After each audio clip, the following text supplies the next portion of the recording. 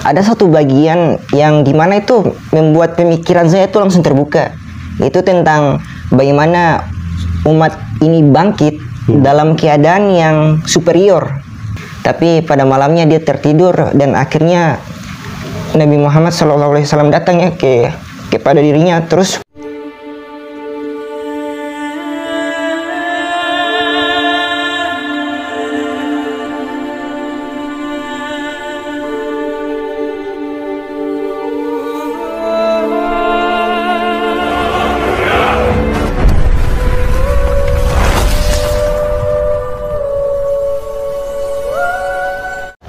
Bismillahirrahmanirrahim. Assalamualaikum warahmatullahi wabarakatuh. Alhamdulillah, malam ini saya akan mewawancarai seseorang yang sangat terkenal di TikTok karena semangatnya menyebarkan tentang kabar mimpi Muhammad Qasim Nabul Karim.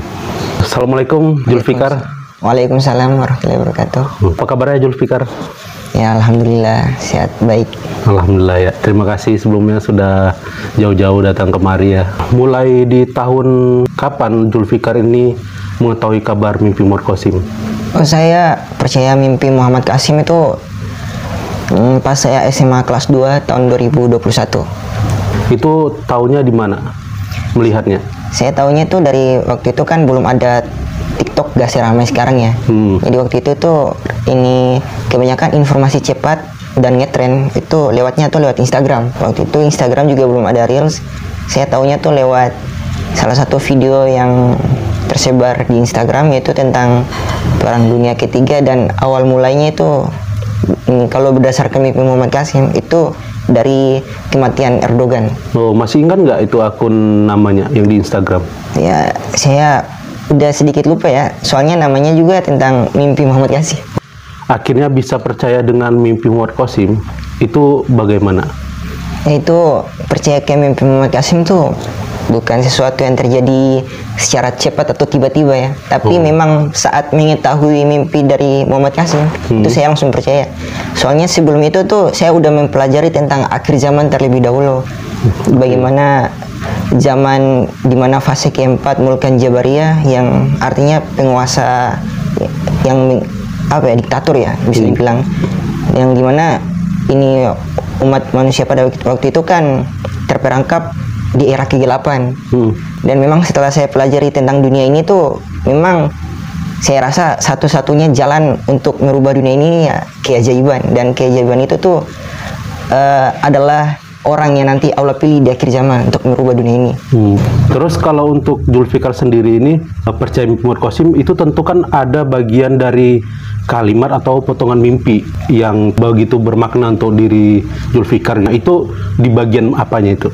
Oh, yang paling membuat saya tersentuh tuh ketika ini Muhammad Qasim menceritakan tentang kejadian di tahun 2015 ya, atau 2014, yang dia menceritakan saat pertama awal mula dia menyebarkan mimpinya. Dan di situ tuh dia tuh mendapatkan banyak respon negatif. Mulai dari situ tuh dia berpikir untuk mulai menyerah dan tidak lagi ingin melanjutkan pekerjaan tersebut. Tapi pada malamnya dia tertidur dan akhirnya Nabi Muhammad SAW datang ya kepada dirinya. Terus pada waktu itu dia tuh udah benar-benar mau nyerah, tapi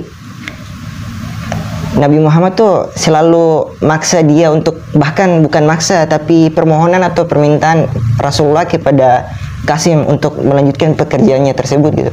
Karena ini tuh untuk mengembalikan status umat Islam. Di situ yang membuat saya tersentuh, dan akhirnya saya berpikir Rasulullah saja sampai meminta kepada Qasim untuk seperti itu. Kita yang sudah percaya dan melakukan pekerjaan ini sejak awal tuh mana mungkin menyerah setelah mendengar apa yang Rasulullah pintakan gitu kepada Muhammad Qasim ya. Kepada Muhammad Qasim. Memang kalau saya sendiri juga saat itu bagian sangat berkesan ya. Namun pada saat ini ketika kita mendukung Muhammad Qasim, ada dalam bagian mimpinya bahwa kita mendukung Muhammad Qasim sama dengan mendukung Rasulullah SAW. Nah, dan ini memang kesempatan untuk kita memberikan kepada Nabi Muhammad SAW sebagai kita umatnya agar pantas mendapatkan syafaat beliau ya. Bagian mana lagi mimpi yang Julfikar tuh berkesan? Oh, ada satu bagian yang dimana itu membuat pemikiran saya itu langsung terbuka. Itu tentang bagaimana umat ini bangkit dalam keadaan yang superior, alias tidak menurun atau kembali. Bisa dibilang kebanyakan para ulama atau para tokoh eskatologi Islam itu kalau mendakwakan tentang akhir zaman dan kebangkitan Islam, itu latar suasana, waktu, bahkan kondisi zamannya itu kembali ke zaman kayu dan batu. Kebanyakan tuh orang-orang tuh sampai sekarang dari ustadz-ustadz tersebut atau para ulama itu tuh mempengaruhi pola pikir masyarakat gitu. Kalau umat ini tuh akan bangkit dalam keadaan teknologi itu udah shut down atau bisa dikatakan musnah. Tapi berdasarkan mimpi Muhammad Qasim, dia mengatakan bahwa Islam akan bangkit dalam keadaan yang sangat maju. Allah akan mencerdaskan kita sehingga kita akan membuat suatu peradaban yang melebihi dari peradaban Barat. Nah, salah satunya adalah teknologi pasukan tempur, itu pesawat jet Panji hitam yang sangat-sangat advance, yang sangat-sangat luar biasa canggih. Nah, dari situ tuh akhirnya pemikiran saya terbuka. Wah, seharusnya Islam tuh begini, bukan Islam yang pesimis. Yang Islam yang Nabi Muhammad ajarkan tuh Islam yang bergantung kepada Allah, dan dari Allah itu memberikan kepada kita sebuah kemenangan. Bahkan dalam sejarah Islam pun kemenangan Islam itu berbarengan dengan teknologi yang mereka gunakan pada saat itu. Datanglah petunjuk Muhammad Qasim yang memberikan kejelasan sejelas-jelasnya bagaimana kondisi Islam nanti pada saat bangkit di akhir zaman. Jadi di sini Zulfikar sangat meyakin bahwa ini bagian dari petunjuk mimpinya. Bagaimana bisa seyakin itu Zulfikar? Ya, soalnya saya tuh orangnya tuh emang maunya tuh harga diri seorang Muslim gitu, yang tidak mau dibawa umat-umat lain yang mereka tuh menyembah selain Allah gitu. Mana mungkin kita tuh kalah dari mereka. Barangkali ada yang ingin disampaikan kepada teman-teman, mungkin Zulfikar bisa sampaikan kepada mereka seperti apa? Kalian yang nonton ini, apalagi yang seangkatan sama saya ingin menyampaikan sesuatu kepada kalian agar kalian kan, saya berpikir kalian tuh mirip seperti saya yang sedang lagi dalam proses untuk mencari jati diri, maupun seorang pelajar yang pemikirannya tuh gak sempit gitu. Pemikiran seorang intelektual muda yang berwawasan luas dan berpikiran bukan subjektif tapi objektif. Mimpi Muhammad Qasim ini adalah suatu kebenaran yang nyata yang Allah berikan langsung, yang saya tuh pernah berbicara dengan salah satu helper yang merupakan seorang bisa dibilang ahli dalam dunia psikiater. Dia bilang satu-satunya petunjuk yang paling masuk akal yang Allah berikan langsung kepada manusia di akhir zaman ini ya lewat mimpi gitu. Itu yang paling masuk akal. Kalau enggak mau pakai cara apa juga? Kalau pakai cara yang lain, bahkan kalian pun ketika Allah dengan kehendaknya membuat Muhammad Qasim menciptakan sebuah keajaiban, kalian akan menganggapnya hal itu sebagai fitnah dajjal atau sihir. Nah, sekarang yang paling masuk akal adalah lewat mimpi. Bahkan menurut hadis pun mimpi adalah salah satu bagian dari kenabian ya. Dimana ketika kenabian udah terputus dan fitnah masih saja merajalela. Nah, kita lihat di zaman sekarang kan walaupun kita udah berpegang pada Al-Quran dan Sunnah, tapi umat sekarang juga masih bingung gitu. Apa yang harus pilih dan apa yang harus dilakukan. Nah, datanglah petunjuk selain Al-Quran dan Sunnah, tapi terverifikasi oleh Al-Quran dan Sunnah, yaitu lewat al-mubasyirat atau mimpi. Jadi di mimpi Muhammad Qasim ini sejalan ya dengan Al-Quran dan juga hadis ya.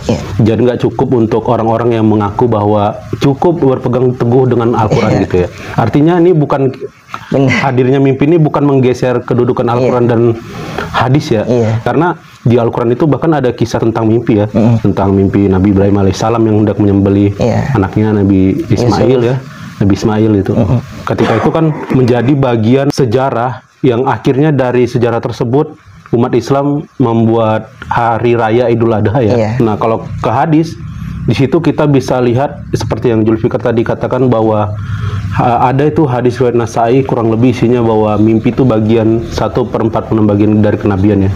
Yang mana ada setiap dari kenabian itu tentunya tidak bohong seperti itu. Dan juga bahkan ada sahabat bermimpi tentang ajan yang akhirnya ini kan menjadi sebuah syariat ya.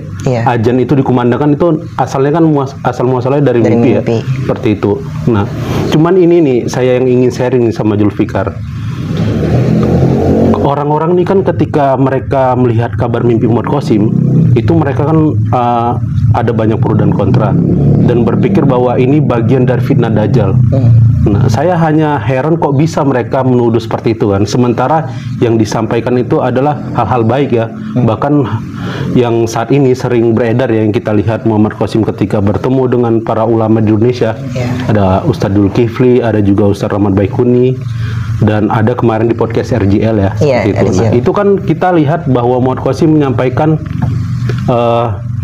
fokus pada tentang kesirikan, yang artinya jika ini bagian dari fitnah Dajjal itu tidak mungkin ya. Iya, mungkin. Setuju nggak ya? Iya, setuju banget. Karena masa iya ini bagian dari fitnah Dajjal atau setan iblis dalam mimpinya, tapi dia menyampaikan fokus utama tentang syirik, kan tidak mungkin kan. Sedangkan setan ini hadirnya dia itu untuk menyesatkan orang-orang gitu. Nah, ini malah membuat kesadaran, itu tentu nggak mungkin kan. Benar.